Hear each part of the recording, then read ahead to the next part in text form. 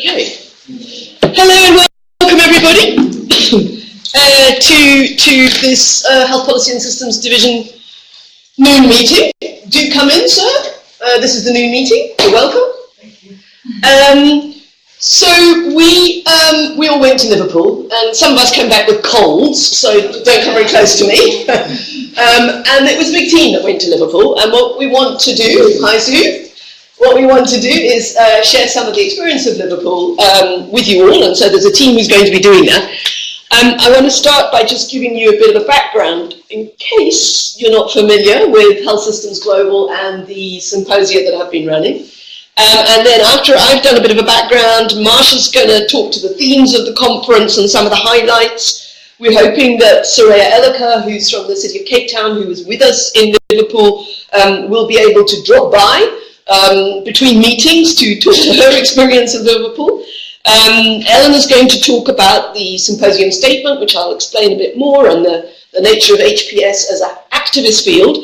And Vianne's put together some snips of the plenary videos and some photos to give you a audio-visual extravaganza. And then we hope there'll still be some time for a bit of discussion. So let's just be clear, this was what was called the 5th Symposium on Health Systems Research. So the first one was in 2010. And the symposia have sought to bring together anybody interested in health systems development across the world. And the first one was launched in order to really bring profile to the field of health policy and systems development and research, and to raise its importance in the global attention. In the second one, in 2012, which was held in Beijing, a society called Health Systems Global was launched, and that society is the society that now, if you like, is the host of the symposia in collaboration with different groups in every country where it's held. And the society is not a society for researchers exclusively. Although the majority of members are probably researchers, there's a growing range of people who are members of the society who come from health services, managers, policymakers, and civil society. And I think that's been one of the changes over the years, is the growing variety of people who are involved in Health Systems Global and who therefore attend the symposium. In 2014, a collective of us hosted this symposium in Cape Town, and that collective expanded, embraced different universities, the MRC, Health Systems Trust, and that hosting of the symposium here in Cape Town has bred a very strong South African and particularly Cape Townian engagement with the symposia. And in 2018, therefore, we had a very big team, if you like, present in Liverpool. The team comprised colleagues from UCT, colleagues from the University of the Western Cape, and I would just like to welcome Asha George, who's just arrived, who is the newly elected chair of the Board of Health Systems Global. So Asha is now the leader, our leader, as it were. But not only with the universities there, the MRC, Health Systems, and other divisions was very strongly present. And really importantly, over the last symposia, we have tried to embrace in our team and support the participation in the symposia of colleagues from the City of Cape Town and from the Provincial Department. And we were really, really privileged that Beth Engelbrecht, the head of the Provincial Department, Keith Clutie, the deputy head, and Krish Balaji, who's the head of policy and practice, were all in Cape Town with us as well. So as a team, we embraced the range of activities, including getting a cold, that the symposium entails. It's officially only a 3-day program. In practice, it's like a 2-week program, it feels, anyway. And we were involved in the Emerging Voices pre-symposia conference, so Leanne, Ni, anybody else? Yes, you two were involved in Emerging Voices this year, which is a program to support, it's supposed to be emerging, but I mean, these guys are emerged already, but they're under 40, that's the key thing. So we were involved in the EVs, we were involved in the symposia, in the symposium itself, on the plenaries, Helen Schneider was part of one of the plenary panels from UWC, for example. Asha kept on popping up, poor woman, because she's the chair of the board.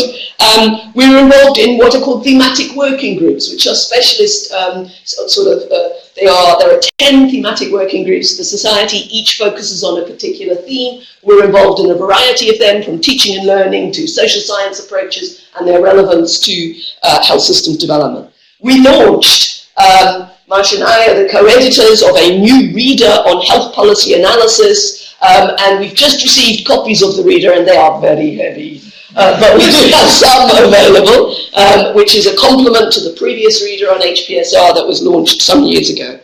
And then in terms of the board of Health Systems Global, as I said, Asha is the chair of it, I'm a member of it, and Karen Daniels from the MRC is also a member of it. So the Cape Town Collective, the South Africa Collective, is a really important force within Health Systems Global. And we regard it as an opportunity, the symposium as an opportunity to catch up, learn from others, hear what's going on in the wider world. And all we want to do today is to try to give you a flavour of this particular symposium through the inputs from different colleagues.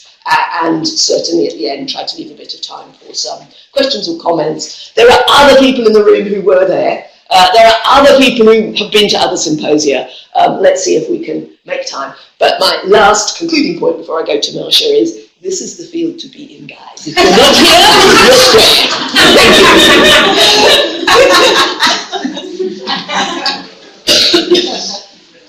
you're Hi, everybody.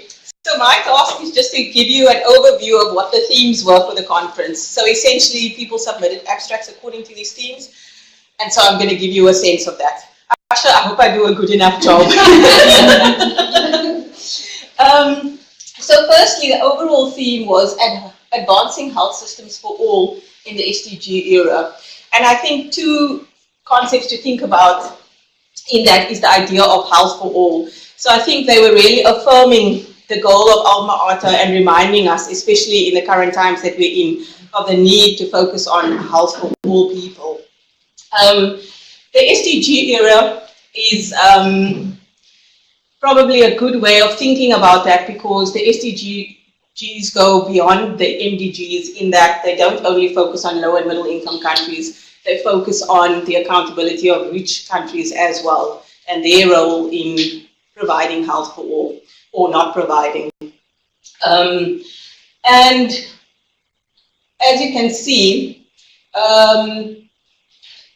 health outcomes have improved over time, but there are a number of challenges still facing the world, including demographic and disease transitions, conflicts, political systems that marginalize those most in need, as well as pluralistic health systems and markets. So the world is becoming increasingly complex. More and more providers and types of health are being delivered in countries. And of course, climate change is ever present. So the SDGs provide a nice platform to actually think about things in an intersectoral way, because they give credence to the ecosystems in which we live and not only focus on health. So this was the main theme. There were then 4 sub-themes underneath this main theme. So sub-theme 1, the SDGs as a stimulus for renewed multi-sectoral action. And essentially what this means is that we as people in health have to think beyond healthcare. We have to start thinking about the complex social, political, environmental, and economic determinants of health.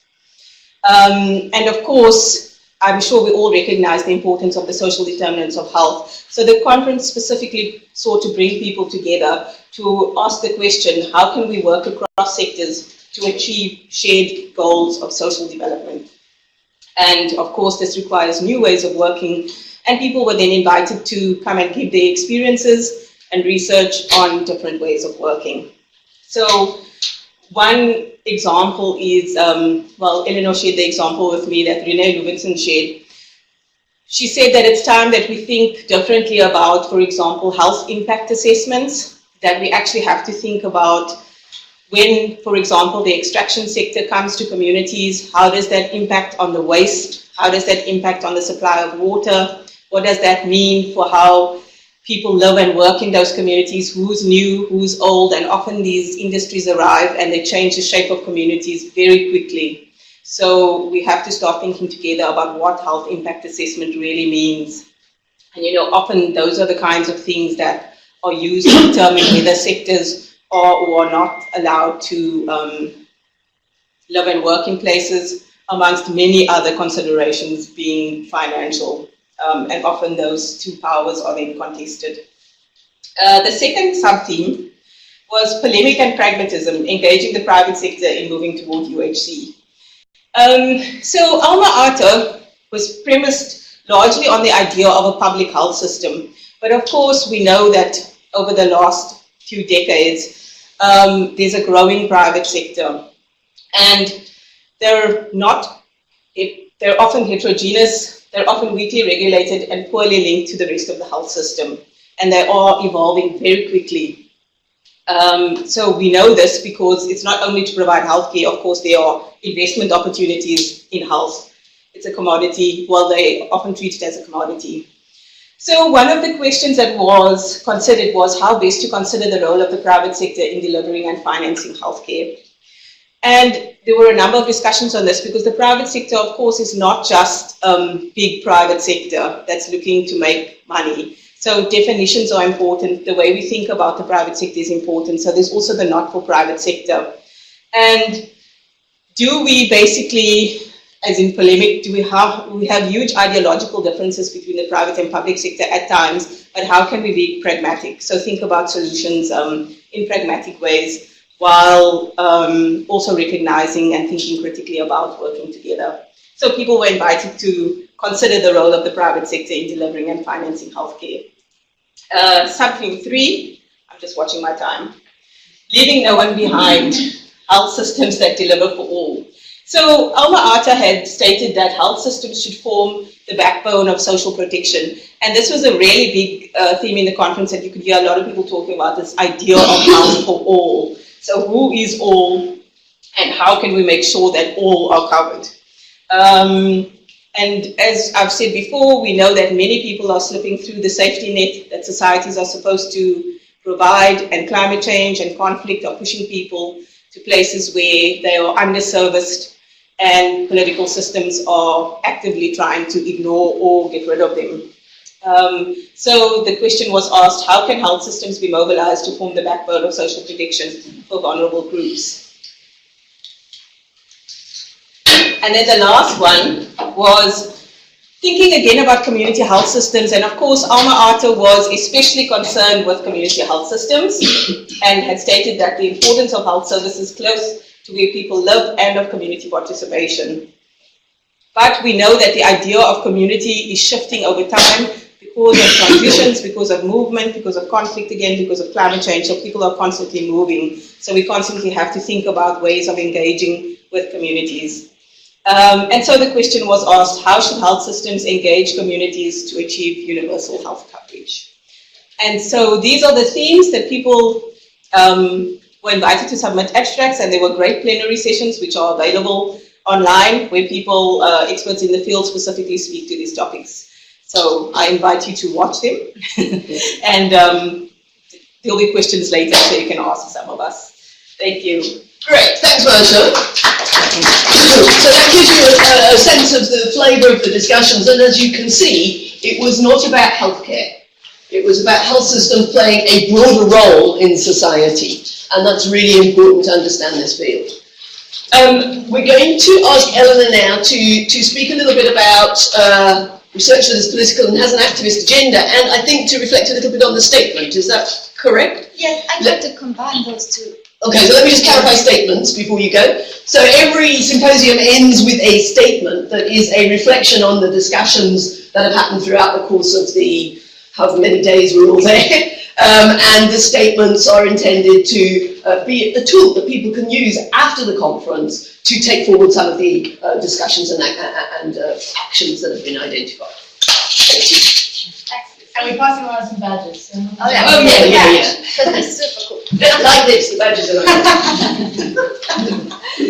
So as Lucy said, it's my job to talk a little bit about what we're calling the activist agenda at HSG, which is something that as a team from the Western Cape, we were sort of trying to push a little bit, trying to get people to have more sort of engaged and socially responsive discussions throughout the conference.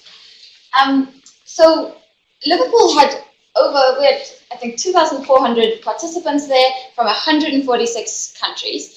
And there were 6 million users of the hashtag HSR over the course of the conference. So that's a lot. And then, as Lucy was saying, there's this Symposium Statement, which seeks to sort of encapsulate the discussion that's happened throughout the conference and to summarize it, but also to suggest the way to move forward and to suggest the agenda for going forward for the next 2 years. So what I've tried to do is to talk a little bit about this activist agenda through the tweets and excerpts from the Symposium Statement. So I hope it makes sense. But overall, what you'll see is that the Symposium Statement starts by acknowledging the sort of social, political, and economic situation in which we find ourselves as HPSR researchers or as public health researchers or as practitioners in the field, and ends off saying what we as a community hope to do to respond to that, which is to engage with systems of power and to think about how systems of power influence people's health. So I think the first thing, as an excellent example, which Marsha has touched on already, is the way the theme of public-private engagement really enabled people to have discussions that were both sort of ideologically driven and pragmatic. So a lot of the times you had this feeling like people had a specific idea or a specific feeling about which side they came down on, whether we should be encouraging the private sector and health systems or whether we shouldn't. But overall, there seemed to be this sort of balance of healthy critique, but also wanting to find ways to move forward and respond to the realities in which people are living their lives, and not to let those ideologies get in the way of of finding good solutions.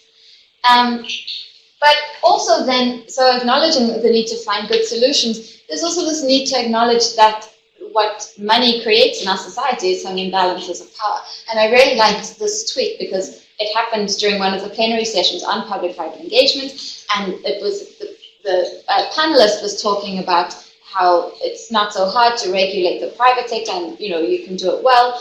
And the tweet is kind of saying, well, what if the private sector is more powerful than the public sector? What happens when the rat is bigger than the cat? And I really like that, because it has an influence on how the health system functions, on the strength of the health system. But then also not only to think about those kinds of power dynamics at that broad scale, but also to think about how they affect sort of individuals and the lives of individuals. And I think that came out really strongly, is thinking about how the systems of power in society that enable us as researchers to do our work may also be those same systems that disenfranchise some and make the lives of others worse. So I think there was, at the end, at the closing, one of the final theme-focused plenary was one of the themes that came out of that was this need to think about the upstream factors of those power imbalances, so how the systems in which we all live and work are in fact giving rise to those power imbalances. But then also a real sort of strong theme that kept coming out was thinking about those power imbalances inside our own work, so in HPSR as a field of study. And thinking about how power and hierarchies affect the work that we do and trying to acknowledge that. So this was about sort of how you develop research questions, who you're engaging with. There was a lot about hierarchies of evidence, like what kinds of evidence matter more and what kinds of evidence matter less. And then there was quite a lot about whether we as a community do enough to include other stakeholders in our research community. So, for example, the inclusion of community health workers on community health worker panels. One of the very strong sort of conversations around that was about the denial of visas. So this issue of how in high income, if you host a conference like this in a high income country, you might find that lots of people from low income countries get denied visas. And that's a really sad thing that happens because it means that those people's voices aren't then heard. And this is something that was talked about a lot at the conference, and people are really working to find solutions to the problem. There was a very great blog on the topic. There was an article in The Guardian prompted by the conference on the denial of visas and how that affects academic conferences. And then also just to acknowledge in the sessions when someone who was supposed to be there wasn't there because their visa was denied was, I think, really powerful. And then I think lastly, and once again thinking about power dynamics within the HPSR community, was the sort of demographics of the participants at the conference, but also on the panels themselves. So in some senses, we were quite self-congratulatory, I think, because we did a really good job, I think, of having a very diverse group of participants, and many from low and middle income countries, and the statistics to show that there was a lot about manels and not having all male panels, which there weren't any of, which was really great.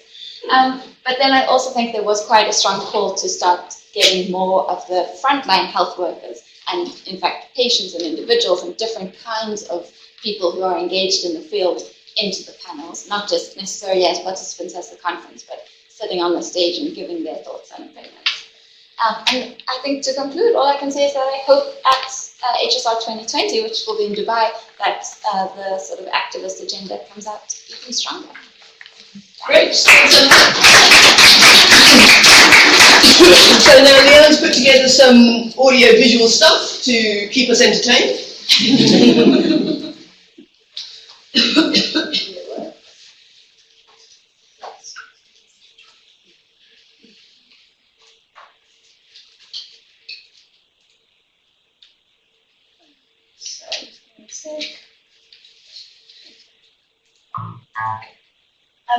So yes, this is a best of snippets from the plenaries, all of which are available online if any of you would like to see them. So the first half is little bits and pieces, pulled out from those. And then for those of you who don't already know, while we were there, Lucy was given an award. And we wanted just to celebrate her in this forum as well. And so there's some snippets from that also. But I think, many of us, I just wanted to convey here in this room that we really value the way in which you demonstrate principles of co-production in the way we work together as a team, and it's really great to be part of that.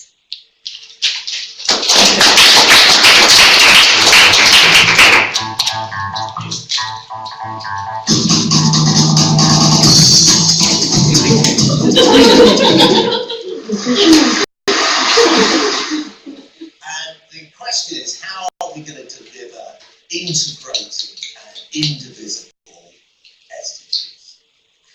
I would say the first thing we have to get right is the governance aspects, because everything else flows down from that.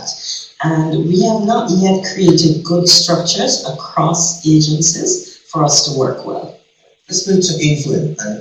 I mean, you're from a different sector. You're from education. You were the Minister for Education in Liberia. Why do you need to cross sectors? And what does health offer the education ministry? I think one of the major educational priorities is what is known as a minimum level of education for all. A number of activities have come about, centers, programs, and so forth.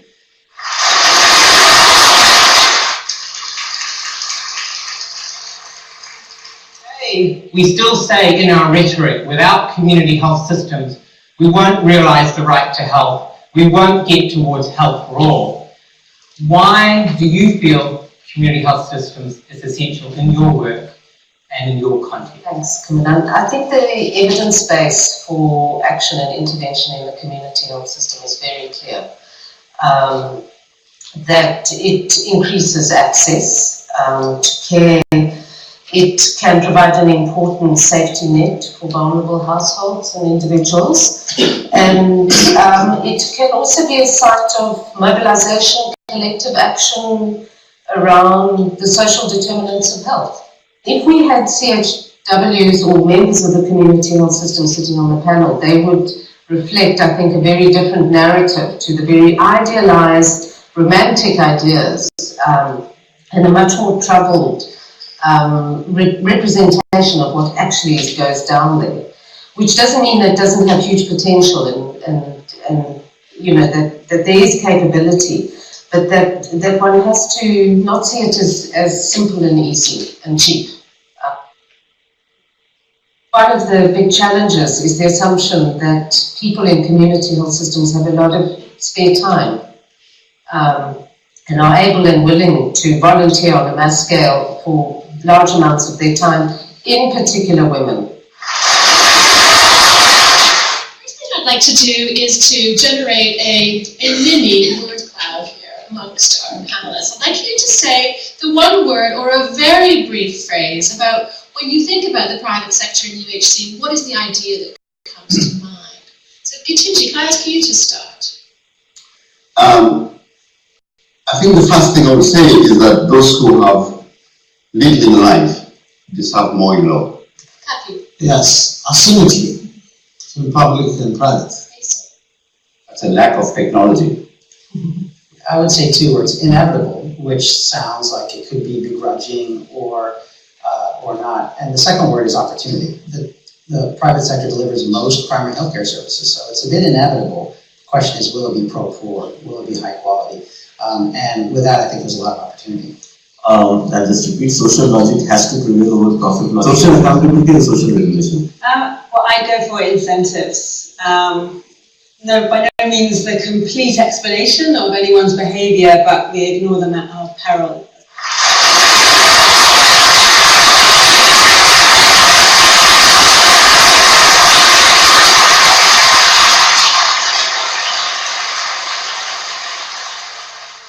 From your own experiences, and anyone can go, there's no order here, can you tell us a little bit more about how health systems can be aware of the needs of the most marginalized?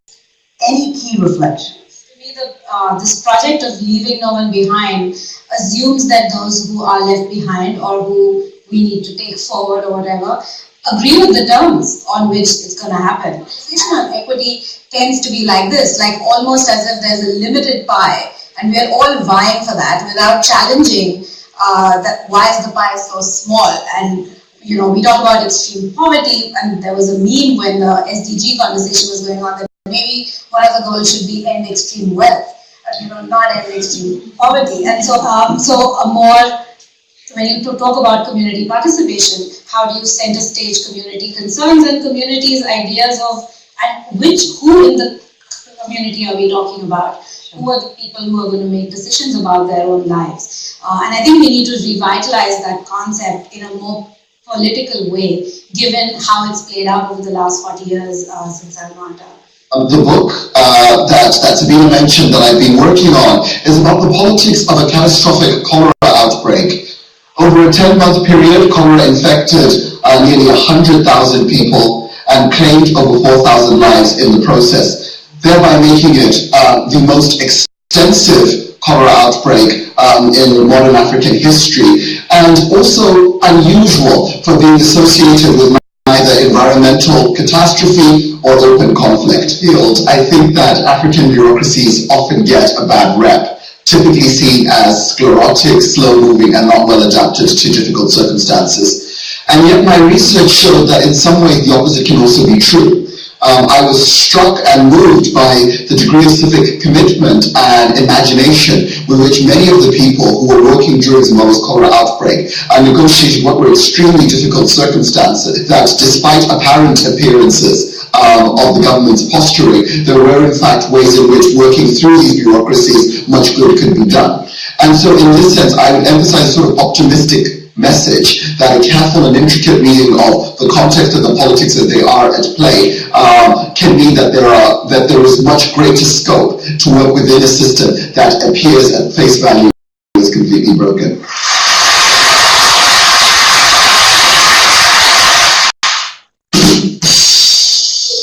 The Lifetime Service Award is really based on 3 criteria: original research, promotion of utilization of research, or educational leadership.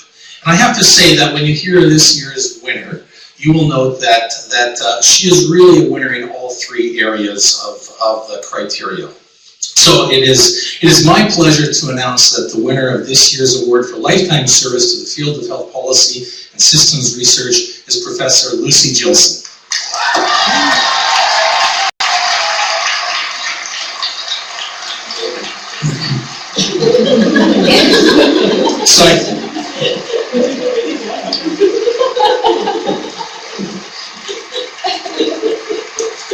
It's very heavy. So I get to say a few words to embarrass her as best I can.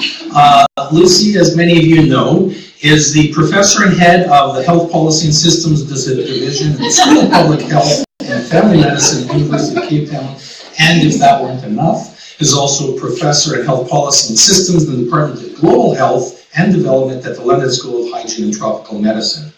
And she has, as I will describe shortly, been leading the way in promoting research and health policy analysis and educating and mentoring junior colleagues and scholars in the field, as well as being working on the field with improving health systems. So as you will see, she really is a Triple Crown winner in this area. So I'm going to read from some of the nominations letters that describe her. So Lucy draws on multiple theories and frameworks from the social sciences to make seminal contributions in numerous areas of concern central to health policy analysis. These include important research in areas of power in health policy processes, of which we just heard about, policy implementation and the role of street-level bureaucrats, which we also just heard about, trust, health systems resilience, every day, accountability, equity, health worker motivation, sector-wide approaches, and donor involvement in health, as well as developing and exploring theories and methodological approaches in health policy analysis. She has focused her work on the building of the field also through collaborative practice with people working in the health system. Her partners in the City of Cape Town Health Department and the Provincial Department of Health both note that she has had long-term commitments to their partnerships, and they have jointly produced learning and action that has been of daily relevance to improving policy implementation and health services delivery. Another example of her works includes work she has done with support from the Alliance for Health Policy and Systems Research to link researchers from Asia, Africa, Europe, and North America, bringing together doctoral students from low-income countries that are working on health policy analysis dissertations along with their advisors, and they work together to jointly strengthen their dissertations. And really, as you can imagine, this type of work is emblematic of her approach to bring people together. She brings it with enthusiasm and provision of opportunities and forging new networks among health policy scholars. And this is all towards this overall purpose of advancing health equity. So we talked about values of the society, and I just have to say that all of the work that Lucy has done is linked by this deep concern as well as sophisticated analysis and attention to how power manifests itself in health policy processes and in systems at the ground level, and again with this focus of attention to equity, accountability, and their effects on the lives of disadvantaged populations. So it's my great pleasure to have you award for lifetime service to health policy and systems research.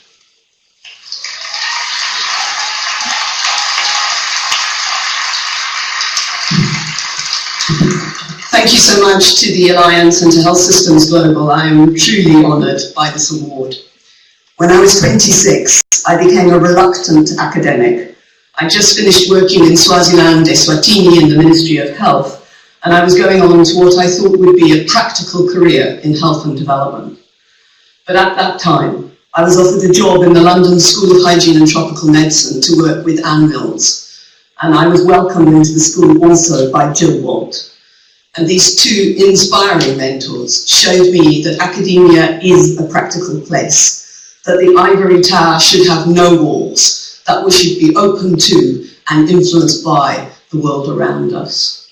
Since then, I've come to understand the power of ideas that shape our actions and in that way take on a life of their own.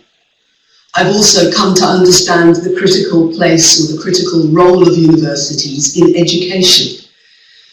in sharing ideas and in developing the people who will use those ideas for social action.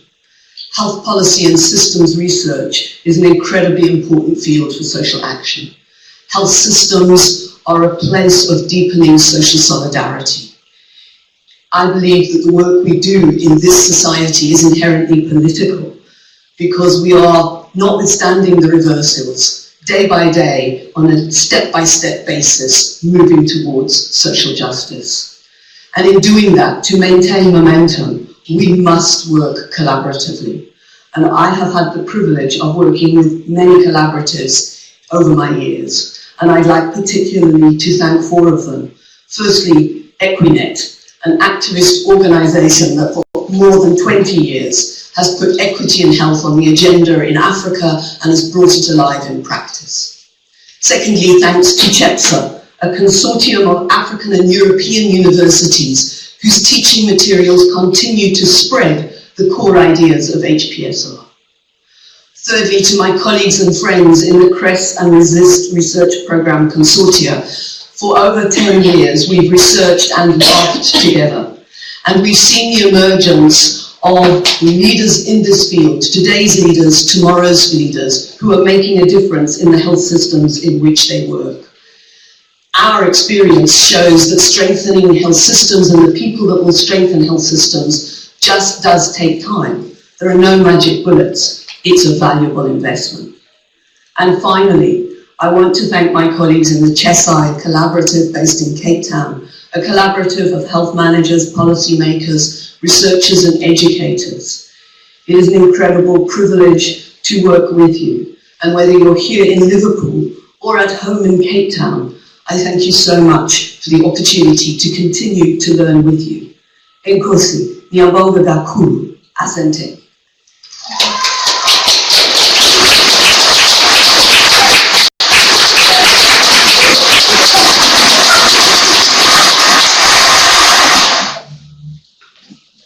And we need Liverpool more energized. We look forward to continue the journey with all of you and to welcome you for the first time in our Eastern Mediterranean region. In an era of constant politics and alternative facts, we stand by those who champion evidence, science and reason, and we trust you will do the same. أهلا وسهلا فيكم بشكل عظيم.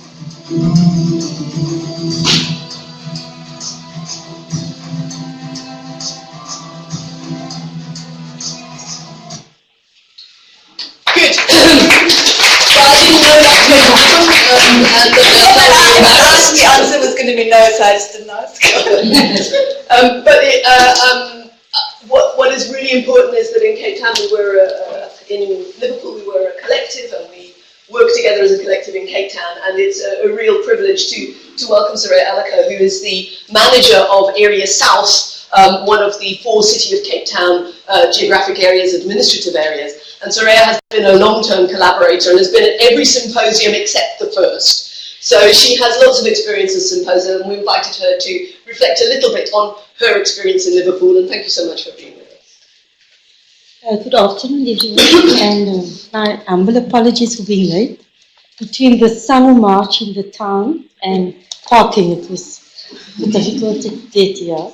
So Leanne asked me to just talk about 3 things that I'm taking away from Liverpool. And yeah, it was first just to say it was absolutely amazing to be with the RESIST team and to see Lucy receive the award. It was a highlight. Well done. And the themes and the sub-themes really was talking to our real issues in Africa.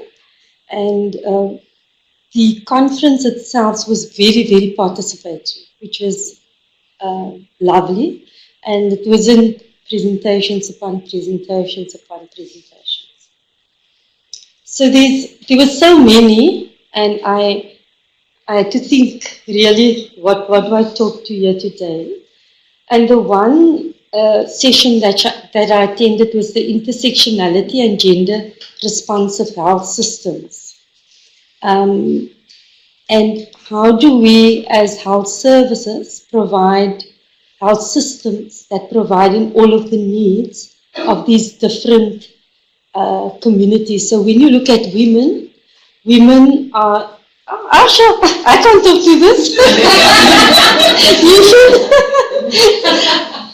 How so many issues affect women accessing care?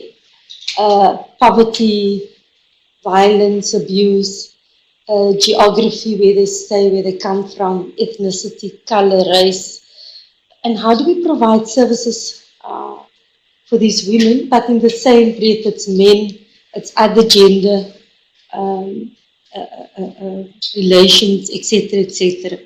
And for me it was really that if I look at the South African context, we're not planning for it, we're not thinking about it. And in particular because we're opening a service in Pelican Park, and I was really thinking about what does that mean, how do we provide for the different needs of the community. We just have one size fits all. Patients have to find a way to see how the system works for them. And so to rethink about how do we focus the system, that it focus on the needs of the different communities that we serve. And what they said was that there's certain attributes, sorry, the global germs got up with me. Thank you.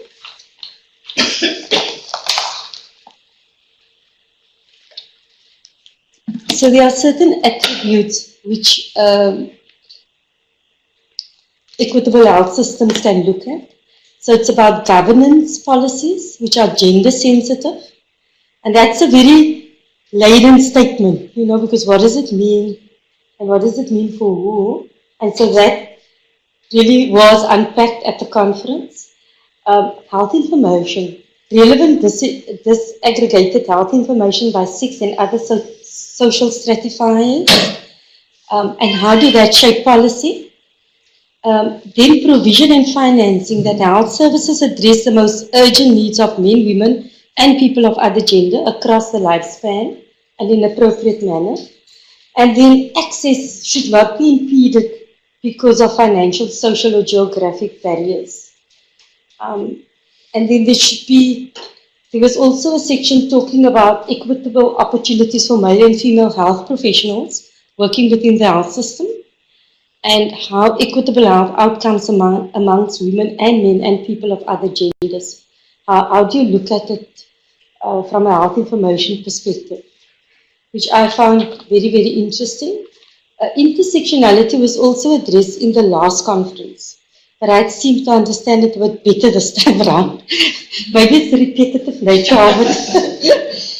So that was very useful for me. I still don't know how do we address those particular needs. Is it different days for different kinds of people? Or is it different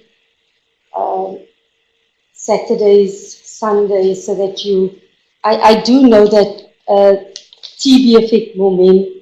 TB deaths, there were more TB deaths recorded for men because they access services later than women. So there is a need for us to look at how do we improve access for men in particular, because our clinics are full of women mostly. So that was one very interesting session that I think it was 2 or 3 sessions I went to, which I found very interesting. And then I attended the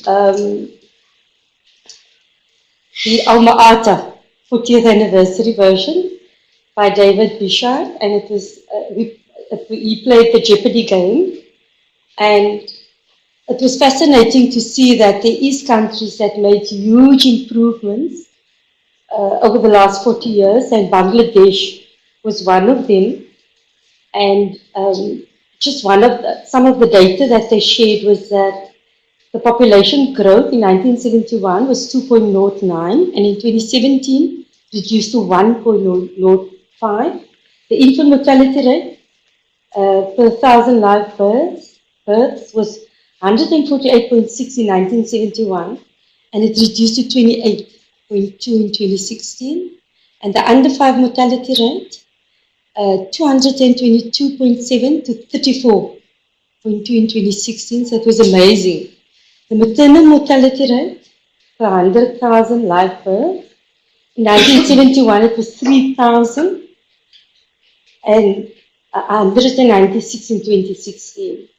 And life expectancy at birth in 1971 was 47.14, and in 2016 it was 72. So you can see there was a huge improvement. And what did Bangladesh do? So what they said they did was that there is a primary health care is their top priority within their policy framework.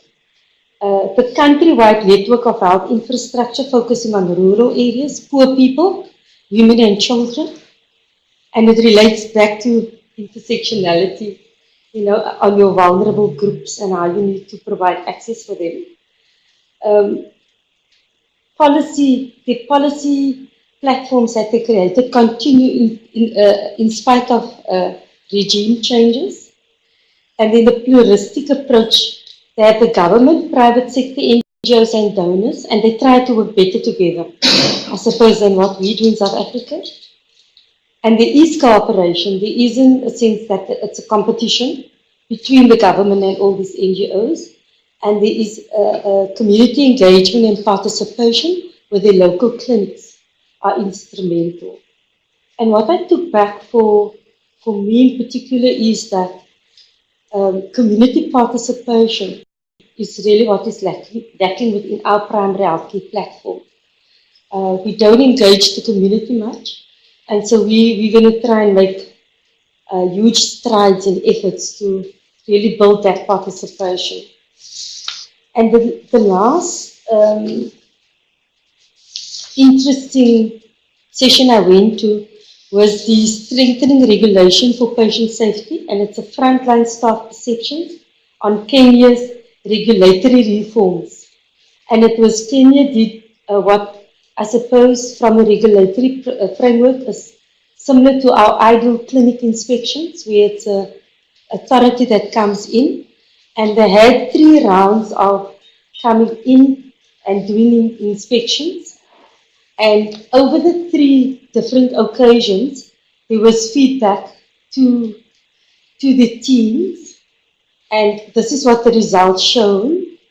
First, they looked at what was the experience, and they said that compared to previous inspections, the team were more friendly, supportive, transparent, and designed to improve as opposed to punish or intimidate.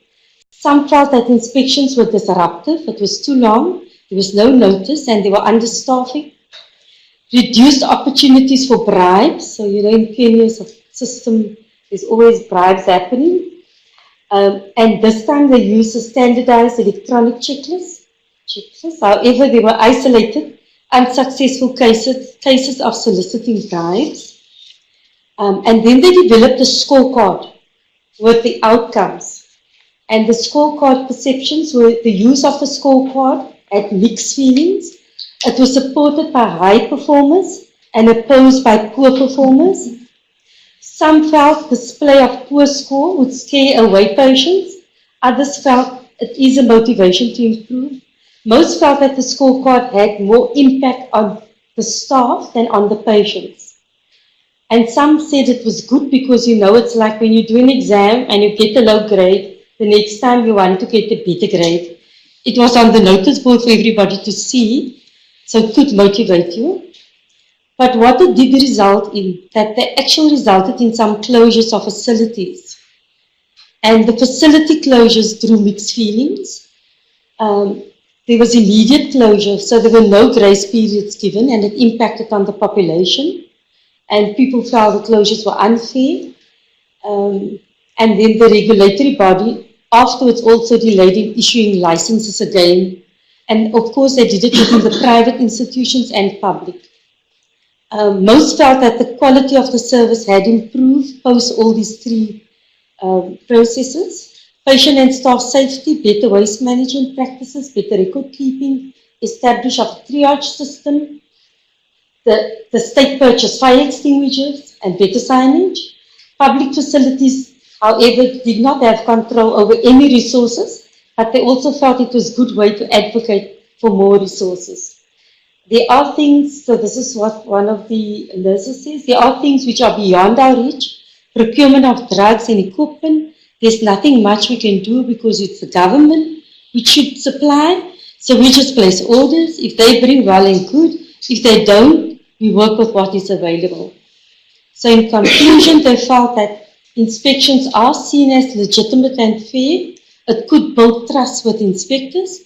However, it needs a more supportive implementation framework in public facilities, and display of scorecards generated a lot of unhappiness between facility staff, more than with the patients, which is interesting. So those were just the three things. And the reason why I choose to report back on the scorecards, because we currently with this process of ideal clinic, and it's generating the same discussions. We hope we don't get closed. So thank you. Thank you very much. Different perspectives on what people saw, heard, and took away from the symposium. I think Soraya's last set of 3 points is important to emphasize that this is not a research for researchers' sake meeting. It is actually a space where people can learn what's going on in other parts of the world and then take away experience and lessons from their own environment. So that's what we've got to offer you. Are there points of clarification, questions, reflections, and anything that others would like?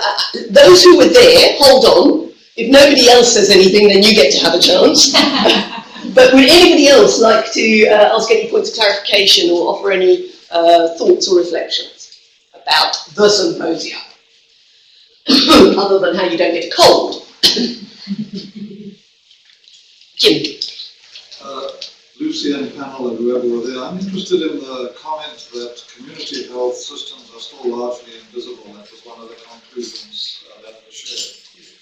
That's disturbing, given how important that could be. Could you comment more on that? I open it to those who were there. Anybody want to comment on that? I mean, one comment is that is one of the reasons why it was a sub-theme, is to raise it as an issue for further discussion. But anybody else want to respond on that point? Asha, I'm going to throw it to you.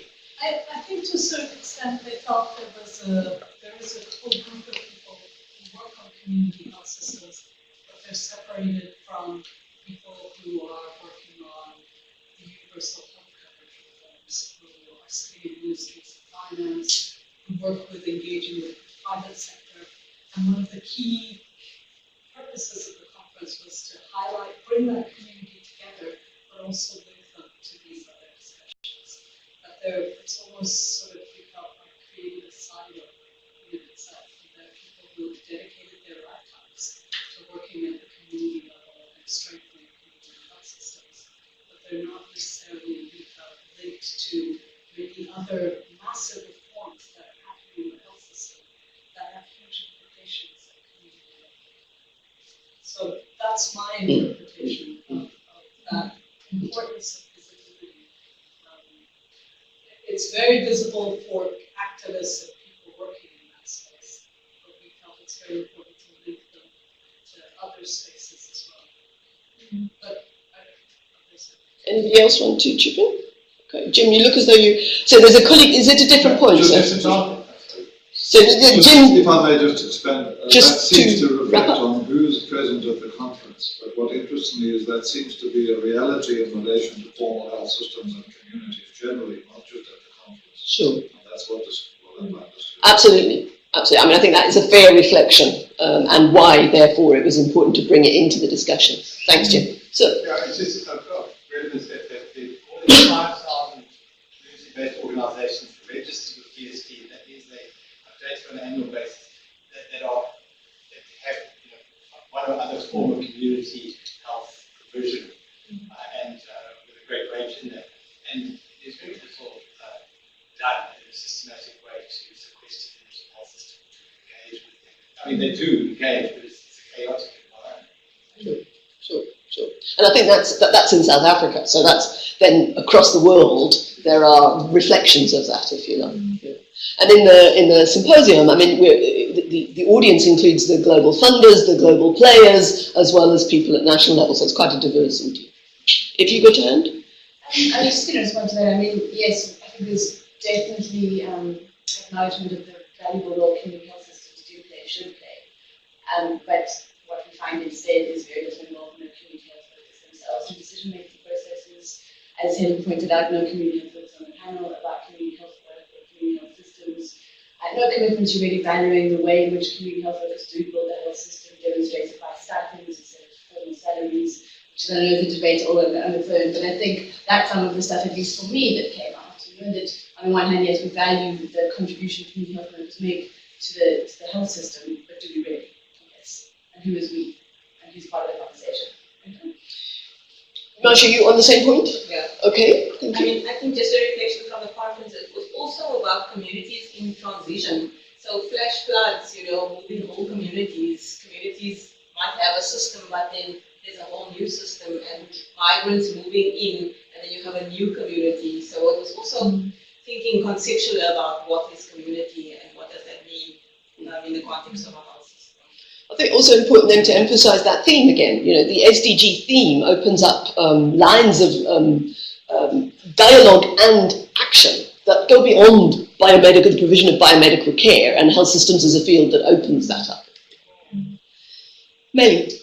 I think in general, just thinking about the conference, there's certain aspects that are simply enduring because they are so challenging and difficult. So they were the same issues 70 years ago, and they will be the same issues 70 years in. So the difficulties around the integration, true integration of systems, the difficulties around working across sectors, the difficulties around profit motiveness, you know, more altruistic and social solidarity basis, and so on and so on. So those themes and strands that cut across these conferences are always going to be there in one form or another, and they change shape or form. But I think there's some aspects that we will never fix or solve because they are inherently come with difficult challenges that are difficult to overcome easily, unless we get a little better and we find different and innovative ways, but they will never disappear or go away.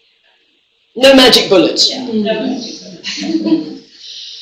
Carl, do you want to offer any reflections on your experience as a first-time conference goer?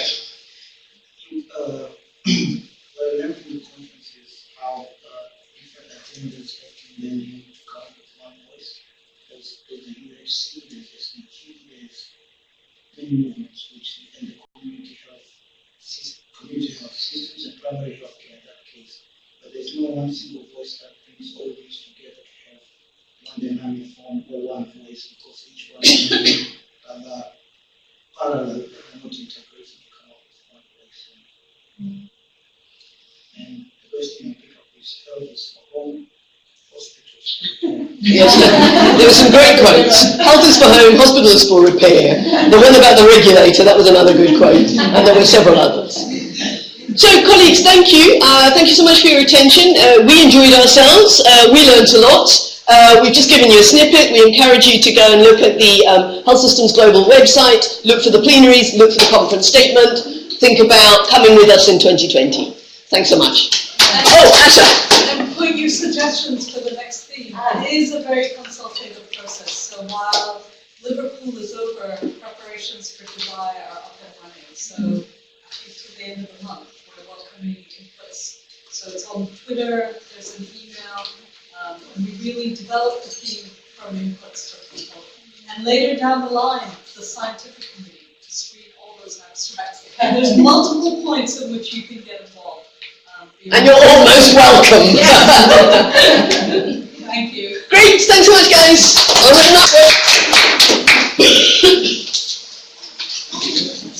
Oh, hello.